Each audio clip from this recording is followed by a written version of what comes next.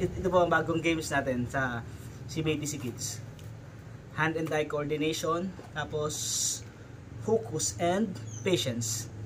Yun po yung ma-develop ng game na to.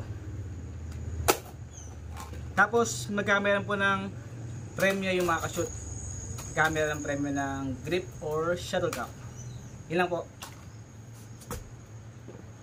Nakashoot tayo ng 1, 2, 3, 4, 5, 6, 7, 8 rings. Nashoot pa natin lahat. 8 rings.